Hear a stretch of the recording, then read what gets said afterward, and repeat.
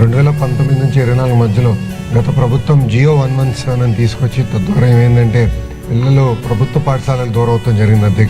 అధ్యక్ష గత ప్రభుత్వం నాడు నేడు కార్యక్రమం చేపట్టిన తర్వాత కూడా 233 పాఠశాలలు ఎక్కడైతే డబ్బులు ఖర్చు పెట్టారో మూసేసే పరిస్థితి వచ్చింది. అధ్యక్ష ప్రజాప్రభుత్వ ఎన్నికల్లో చాలా స్పష్టంగా జియో 117 రద్దు చేస్తామని చేశాము. అంతేకాకుండా శిరీష గారు చెప్పినట్టు ఏంటంటే అధ్యక్ష ప్రధానంగా మేము 5 అంశాలు తీసుకున్నాం అధ్యక్ష. మొదటిది లీక్ ప్రూఫ్ బిల్డింగ్ ఏర్పాటు చేయాలి, దాంతో పాటు ఒక కోట్ పెయింట్ వేయాలి, బెంచెస్ ఏర్పాటు చేయాలి, టాయిలెట్స్ తాగునీరు అందించాల్సిన బాధ్యత ప్రభుత్వం పైన ఉంది అధ్యక్ష. అందుకే మేము ప్రభుత్వ పాఠశాలలని 5 స్టార్ రేటింగ్ లో చేశాము.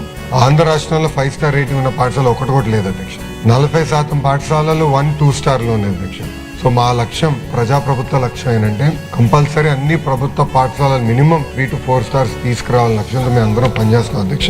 ఫైనాన్స్ మంత్రి గారు కూడా ఈ బడ్జెట్ లో సుమారుగా 800 కోట్ల రూపాయలు అదనంగా కేటాయించారు అధ్యక్ష. ఈ డబ్బులంతా జోడిస్తే సుమారుగా 1000 కోట్ల రూపాయలు ప్రభుత్వ పాఠశాలకు వచ్చే సంవత్సరంలో ఖర్చు పెట్టడానికి అవకాశం ఉంటుంది. దాంట్లో ప్రధానంగా ఈ 5 అంశాలు మేము తీసుకున్నాం అధ్యక్ష. ఈ 5 అంశాలు తీసుకుని అన్ని ప్రభుత్వ పాఠశాలలు ఒక పద్ధతి ప్రకారం 5 స్టార్ రేటింగ్ తీసుకొచ్చే బాధ్యత ప్రజాప్రభుత్వం తీసుకుంటుంది అధ్యక్ష.